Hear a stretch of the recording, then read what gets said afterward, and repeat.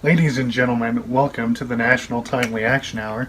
I'm your host, Aiden, and this is the show where we talk about everything from comic books to Star Wars and everything in between.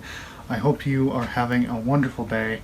I am, and I cannot believe we are finally here at the final review of our 12-part series reviewing Crisis on Infinite Earths by Marv Wolfman, George Perez, Jerry Ordway, and Dick Giordano, published by DC Comics from 1985 to 1986.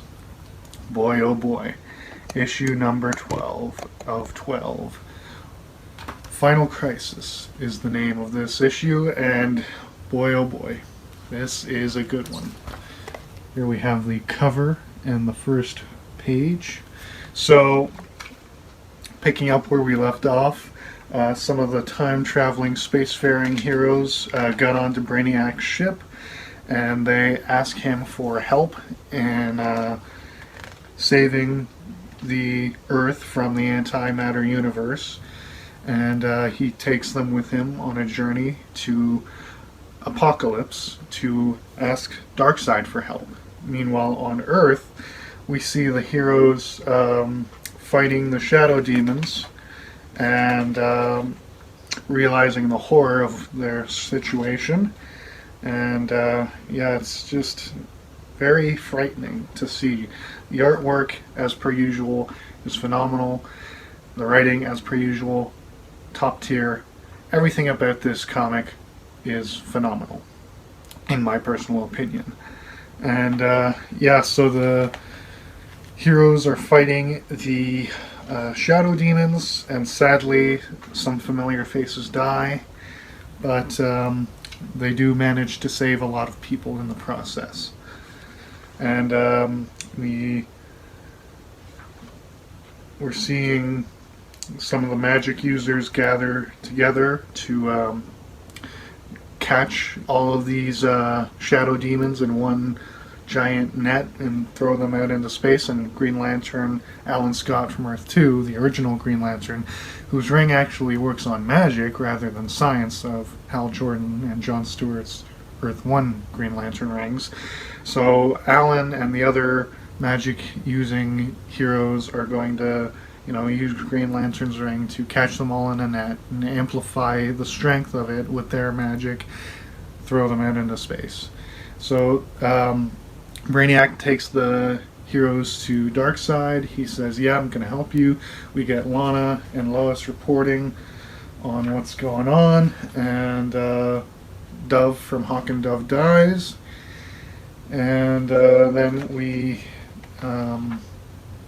see Kid Flash join the rest of the heroes, and we get confirmation, well, they do, that the Flash, Barry Allen from Earth 1, is deceased, and Psycho Pirate is going crazy because the Flash said he would save him, and now he's dead, so he's like, ah, you promised, Flash. Superman comforts Wally. Then they confront the Anti-Monitor, and then we go to Atlantis, and Aquaman and his family are fighting some of the demons, and Superman's ex-girlfriend Lori, who is a mermaid, I think I touched on this earlier, she dies. Green Arrow from Earth 2 dies. Peacemaker from Earth 4 dies. Robin and Huntress from Earth 2 die. So the original Robin and the original Batman's daughter are dead. And there we see the Challengers of the Unknown helping people, and there's Lois and the Magic Net. And here Superman and the other heroes are fighting the Anti-Monitor in space. And we learn that Dr. Light is able to absorb the power of a binary sun, so that's two suns in the same vicinity, generating the same amount of power. I'm not a scientist, so I don't really know how it works, but all I know is they're relatively close together. But yeah, in this moment we see that Dr. Light has been humbled, and she uses her awesome powers to blast the Anti-Monitor. And Alex Luthor from Earth 3, he also has cool powers that you can blast at the Anti-Monitor, and he's pretty powerful. And then we see Captain Marvel and Wonder Woman from Earth 2's daughter,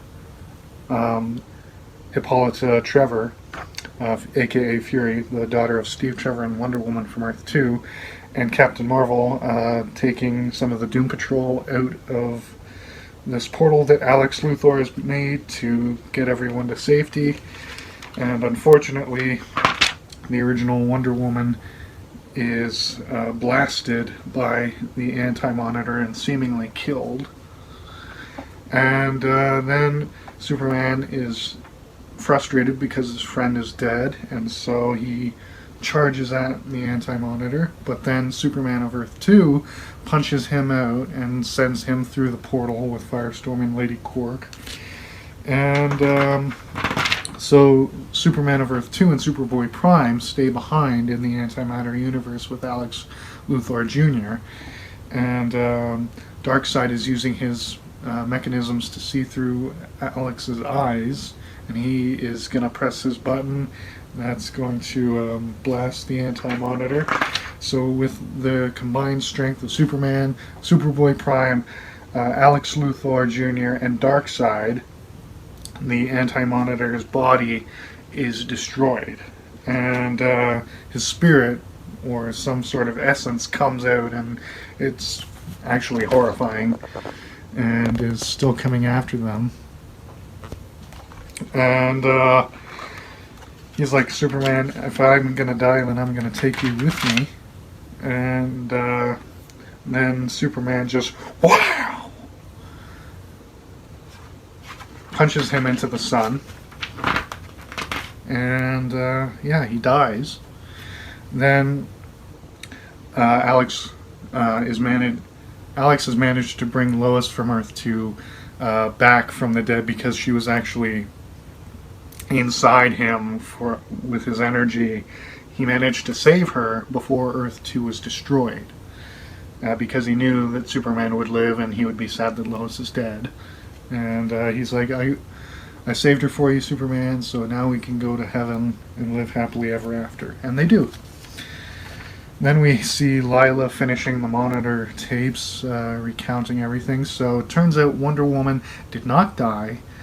She was reverted from woman to girl to infant back into clay, because she was sculpted from clay by her mother, Queen Hippolyta, and then the Greek gods breathed life into her, like in the book of Genesis, how God breathes life into Adam, and breathes life into Eve from taking Adam's rib. So, but like Adam, Wonder Woman is made from clay, whereas Eve is made of flesh and blood. But yeah, so Diana and Steve from Earth 2 get to go to Mount Olympus and live there forever, happily ever after. And yeah, so we see Batman from Earth 1, Jason Todd, Robin, and Batgirl, Barbara Gordon, and Mary Marvel mourning the deaths of Earth 2 Robin, Huntress, and Cole, that girl who I don't know anything about. But yeah, sad moment, because Bruce lost his son, Barbara lost the man she loved, but from a different universe. But you know, it's still Dick Grayson, and she still loves Dick Grayson, so it's like, ew, sad. And Aquaman and his family are mourning their loss, and Superman and Power Girl, who's technically Supergirl from Earth 2, they're mourning the death of Supergirl from Earth 1 and all of their friends who had died. And yeah, so we get some more beautiful, poignant moments of funerals, and then we go to Keystone City, where Jay Garrick is helping Wally, doing a physical examination, because Jay's a scientist. And so he runs a physical, and turns out that Wally's disease that was killing him whenever he used his super speed is in remission, so he's no longer dying, which was a plot point that happened before Crisis. I don't read The Flash. All I know is I grew up reading Wally and seeing Wally in the Justice League show, so I like him and I like Jay. Barry's cool, but Wally's my Flash. So this is where he becomes the Flash, and then we get Kamandi and Jonah Hex. The Green Lantern Corps is rebranding and reforming, and then Lila, Lady Quark, and Pariah walk off into the sunset, and it's the end. And then we get the epilogue where we see that Psycho Pirate is in Arkham Asylum, and he still remembers pre-Crisis, so he remembers the multiverse and everything, and he's like, ooh, maybe I'll break out, do some crimes. But yeah, that is the end of Crisis on Infinite Earths.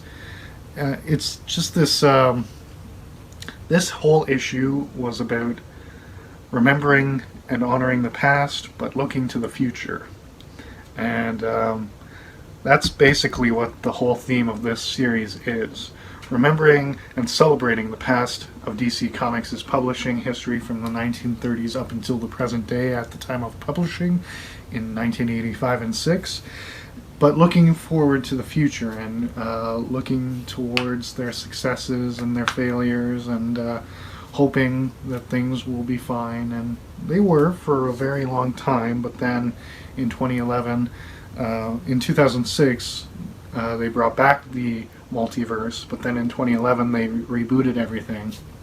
But yeah, I grew up reading post-Crisis, pre-Flashpoint area, and that's what I'm more well versed in, but I also have a lot of knowledge of pre-Crisis from reading omnibuses and single issues. But yeah, this was a phenomenal story. I really enjoyed it, and I hope that you enjoyed it too. If you did, please hit the like button. If you didn't, hit the dislike button. And please leave a comment telling me your thoughts on this series or this video in general. And please give me suggestions for future videos. And if you're new and want to check out more comic book reviews, please subscribe and hit the bell to be notified whenever I post a new video. And I'm going to take a break for maybe a couple weeks now that we finished this, because I started this in March. It is currently July, so I'm going to take a break. I did some videos in the interim while I was also doing the series, but this was the main focus of the channel for quite a while, and I'm very pleased with how things have been going. Like I said, I really enjoyed this series. I hope that you did too. So thank you so much for watching. I hope you all have a wonderful day. Goodbye.